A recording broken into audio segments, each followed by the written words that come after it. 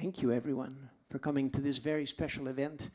Tonight we're going to be honoring the life and the art and the vision of my beloved Vanita Monk, who would have been 80 years old today.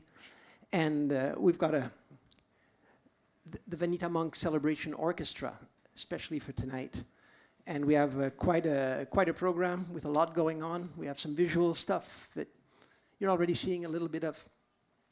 We have a record shop to support your starving artists. I will say a little more about the record shop in the second break, because we're also releasing an album today, which is this one, again, which I will tell you a little more about in the second break. I wanted to start with something of this being 2024 and everything, I wanted to start with something of a content warning, because Vanita's work always dealt with some pretty, how would I say, serious adult topics of violence and oppression and abuse. But I would like to also tell you that we're inviting you to a place where, a safe space, where these things are processed in a way that never leaves you. I can promise you, Vanita's art, our art, never brings you to a dark place and leaves you there.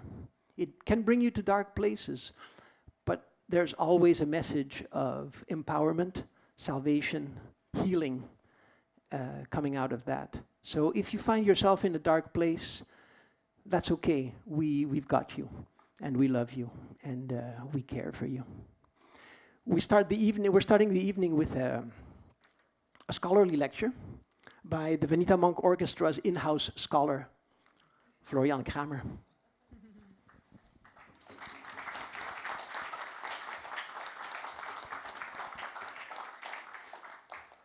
So in Rotterdam, in our circles, everyone knows Vanita, yet nobody knows Vanita except Johanna. Since their life and work has been based on total and radical intimacy. Under normal circumstances, they would spend 24 hours and 7 days every week together, with even their toilet not having a door. Now take everything that I say with a grain of salt, because some of it is myth and some of it is fact. Often I don't know either. So, myth or fact, Vanita was and is a practicing mystic of many traditions. She had several incarnations already in this particular life that lasted nearly 80 years. And I mean incarnations in a very no-nonsense, completely non-metaphysical, very material way. Vanita Monk was actually her latest incarnation, mostly in Rotterdam, since the 1980s, perhaps most visible in Rotterdam's improvisation and experimental music scene, which is assembled here. Starting from the Rotterdam Improvisatiepool, RIP, in Poortgebouw, where she and Johanna lived for a couple of years, Vanita up to her 60s, and Dodorama, the precursor of Worm in Rochusestraat, and up to the Nieuwe Ruimte, the space Johanna and Vanita ran together on Dordtselaan in South, and their membership in the feminist and queer resistor electronic sound studio collective here in Worm, which is also partly represented in our orchestra tonight. Now, as Johanna told you, I was asked to give this as an academic lecture, so a lot of footnotes need to be added to albums and other recordings, to a novel and other books, zines, concert flyers, websites and streams, and also to drawings and paintings, but more about that later. Next to, and while being musicians and music listeners, Vanita and Johanna are writers and poets. Also, moonlighting, fact or myth, as copy editors for most of the books published by our research unit at Wilm de Koning Academy. This lecture too was copy edited and even to some degree co-authored by Johanna. Myth or fact? Is it a myth or a fact that Antarctica, the title of the novel from which we will be reading during the concert, is for Vanita and Johanna what Saturn was for Sun Ra? At this point, I could digress and talk more about Sun Ra, because that's my theory. He seems to tie this world together, actually this world here that we inhabit right now at this very moment, namely from a predominantly white, now 50-plus generation who came to Dodorama and later to Worm for free jazz and experimental improvised music, and who often took a long time in their lives to come out of the closet of their own queerness, vulnerability, and neurodivergence, to the now young intersectional queer communities who run WORM today and who relate to Sun Ra through Afrofuturism. So it's really what I think Sun Ra is what brings these two generations together.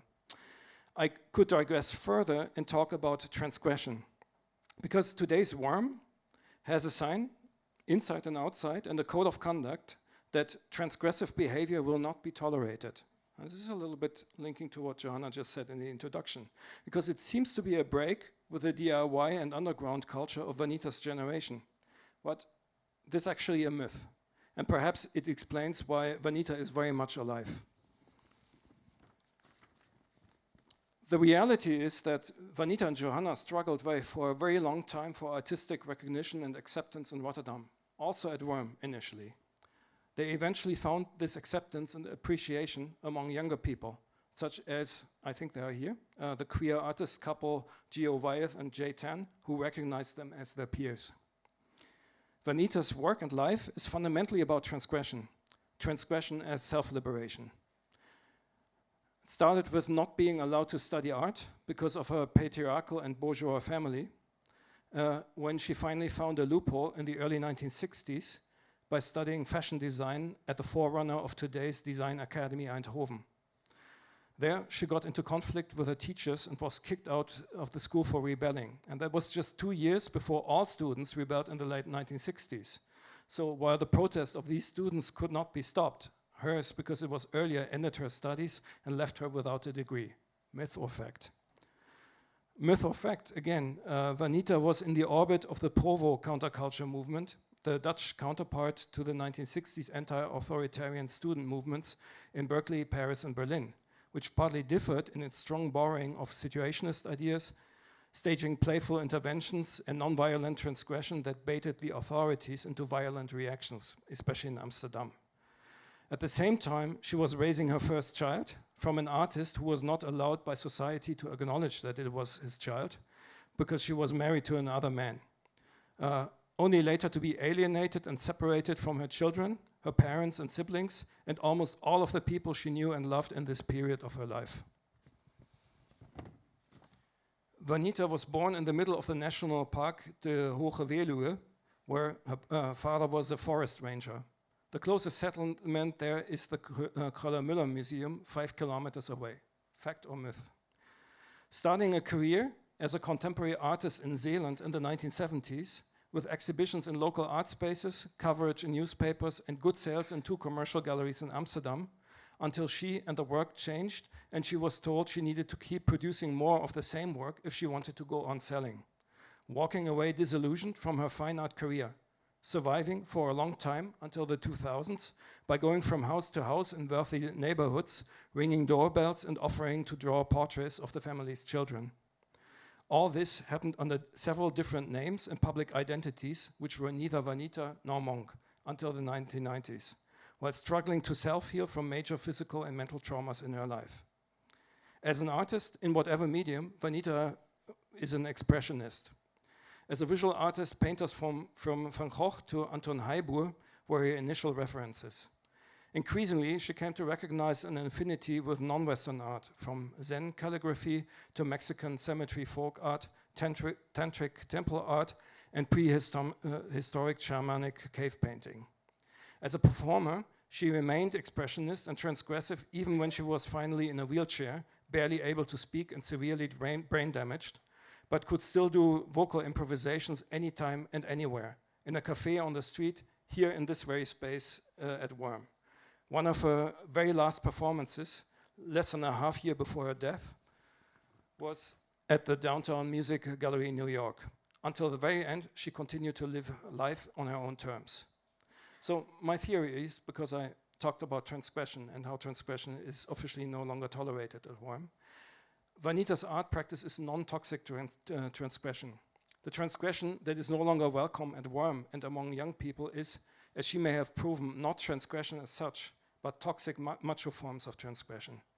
That is why, late in her life, she was widely embraced and loved by younger generations. So now I need another few dozen footnotes for this. But to close off, myth or fact. For a few years, Vanita was a sannyasin, a disciple of the Indian guru Bhagwan Sri Rajneesh, also known as Osho. Vanita is a Hindu name and was given to her by Bhagwan. Perhaps non-toxic transgression is what she took away from his ashrams. To quote an ancient Talmudist, she found a pomegranate, ate the fruit, and threw away the peel. Or perhaps, in a kinky twist that Vanita might appreciate, several times in her existence she found herself, and later Johanna, to be that pomegranate. They ate each other and shed their peels. Myth or fact?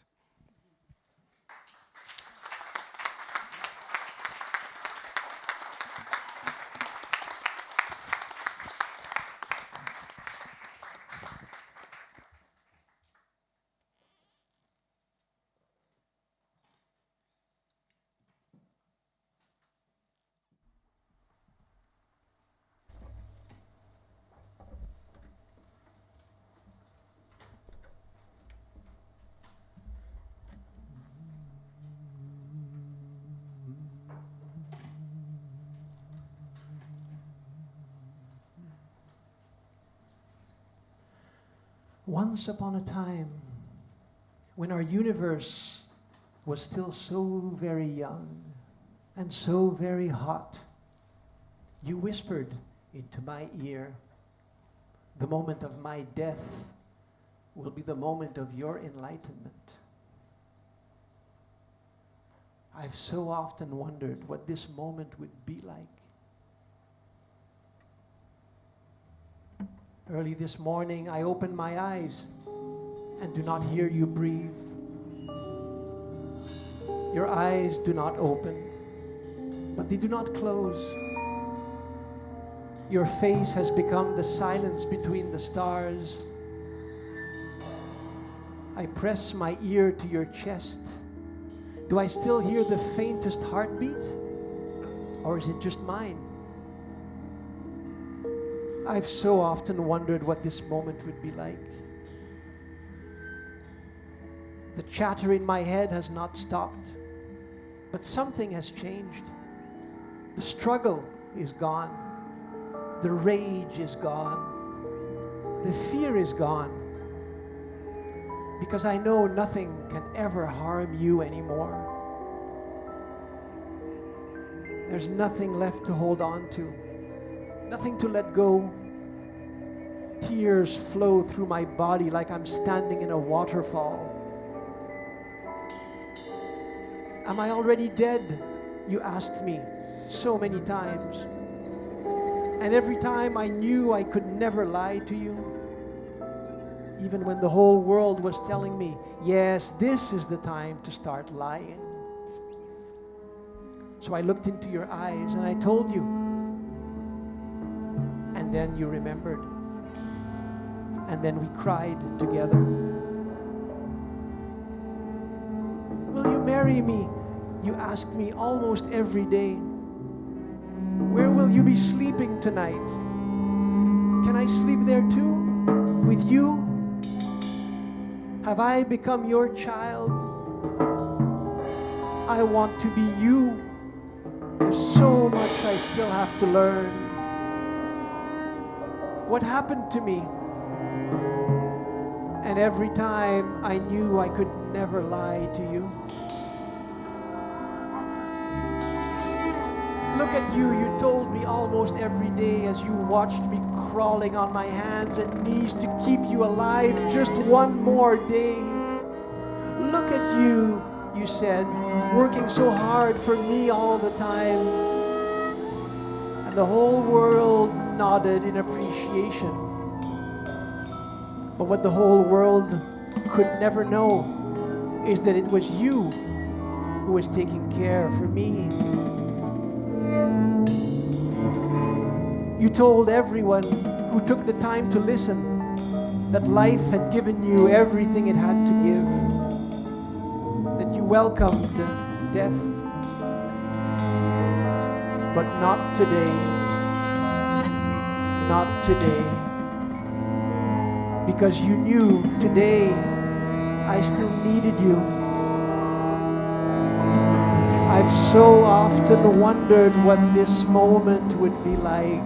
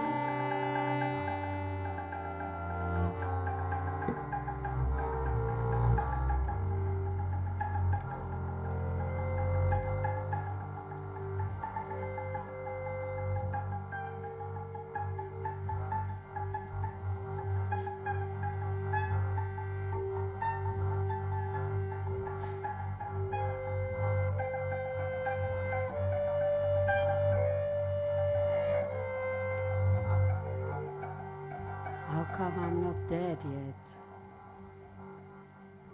Wasn't I warned by the villagers?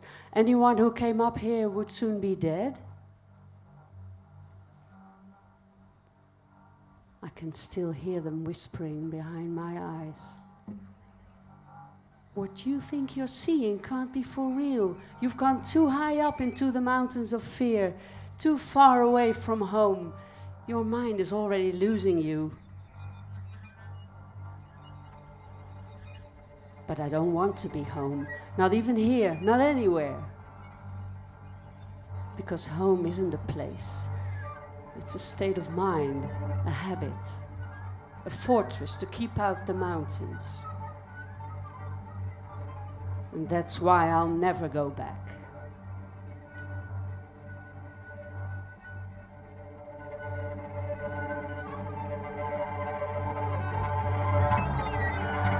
I'm breathing knives of ice. And I know this is only the beginning. The snow-peaked mountains of fear are rising all around me, laughing down at me.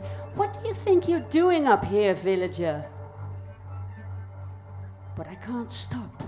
I must go on, pushing one foot ahead of the other, against the gravity, through the frostbite, one step further away from the village called city, one step higher into the mountains. Up rivers of compressed snow, past walls of rock shining with frozen rain, mirroring my own face, ahead of me, behind me. Everywhere I see tunnels of faces, fading off into the distance. Me, I call out, and I become the mountains, their voices echoing, me, me, me, me, me, me, me, me, me.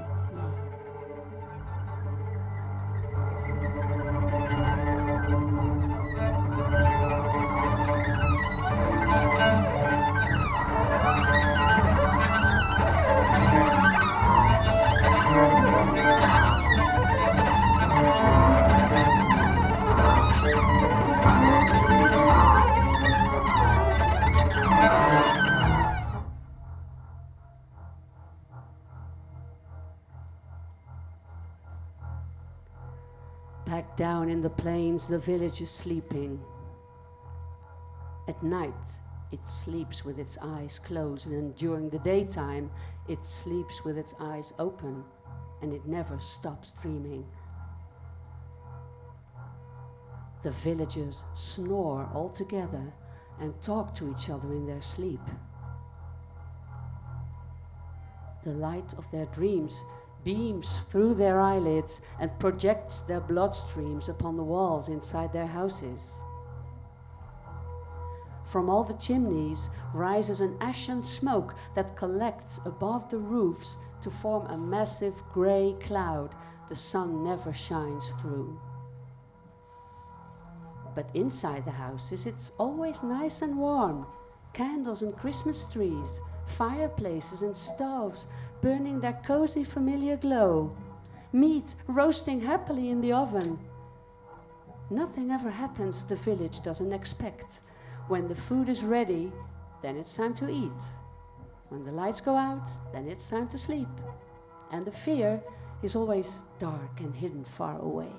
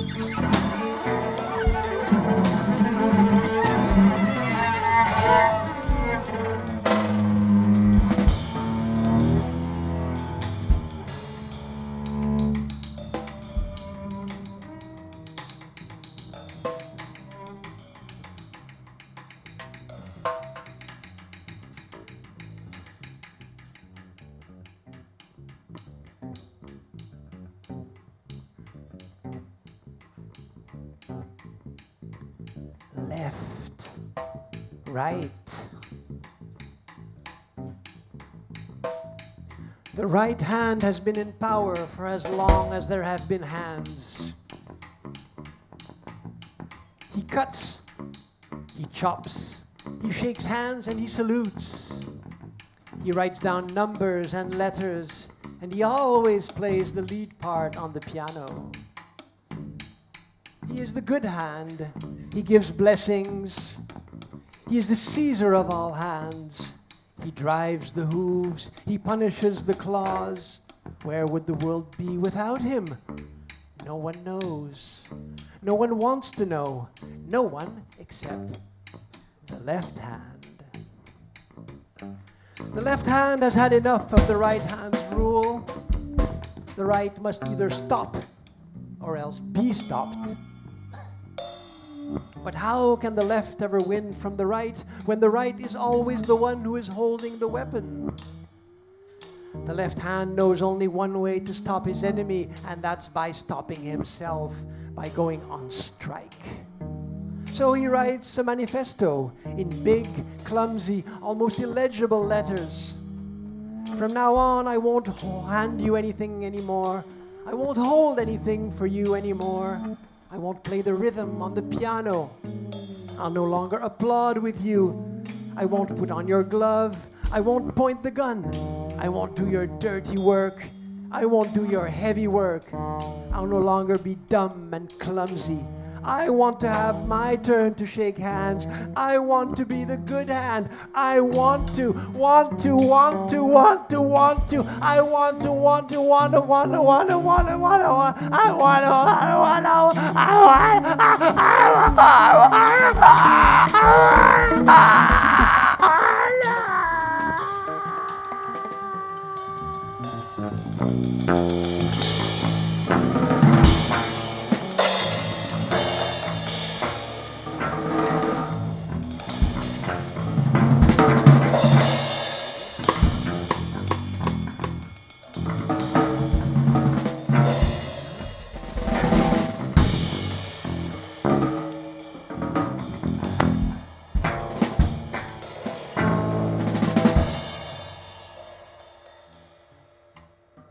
The right hand can't do anything anymore. His fingers are drumming a pointless rhythm. He wants to pound and punch, pull away the paper and break the pen, but he doesn't dare because who knows what the other might do? After a week of doing nothing, the right hand gets an idea. He offers to help the left hand by writing down his demands for him. "Leave me alone," growls the left hand. "You can read it when I'm finished." After another month of doing even less, he offers to help the left hand at least write more clearly by guiding him with his own fingers. "Don't you get it yet?" barks the left hand. "I don't need you. I never did, and I never will." Another 3 months of nothingness go by, and the right hand offers to hold down the paper so it won't move under the left hand's pen. "Fuck off," bites the left hand. "Can't you see I'm trying to work?" After a whole year of silent despair, the right hand wants to pray to his point of origin, but for that too he needs the other. My God, he punches through the air. "Why have you forsaken me? Why have you forsaken me? Why have you forsaken me?"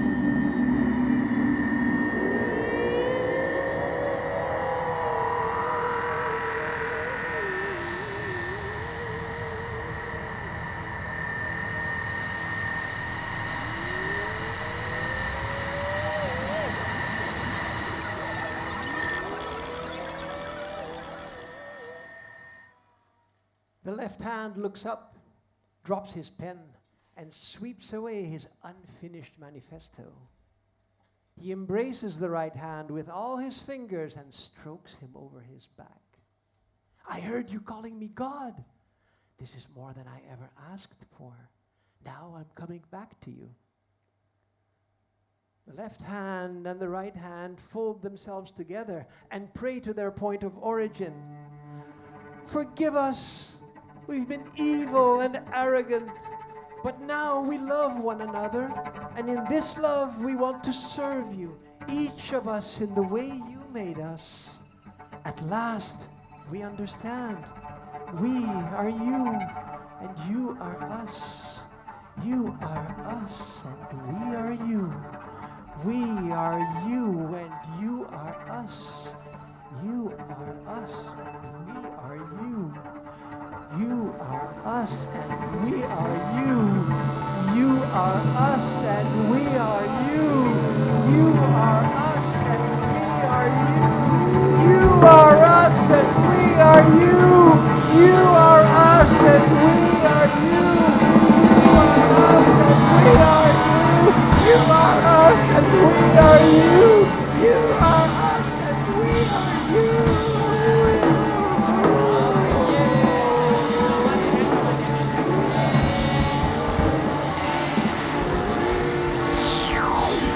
And the voice of God thunders down from the mountain. Are you two quite done down there? I've been busting together the toilet for ages. I just don't know what to do.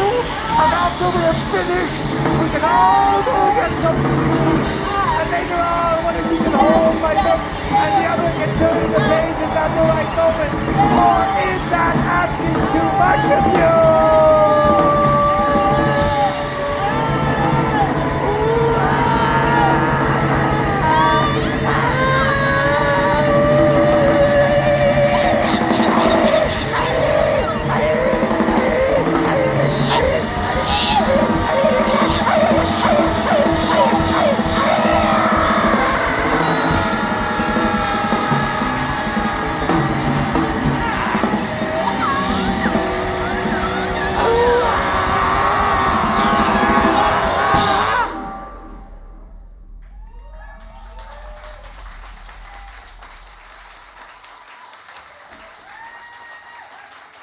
Friso van Wijck, our conductor.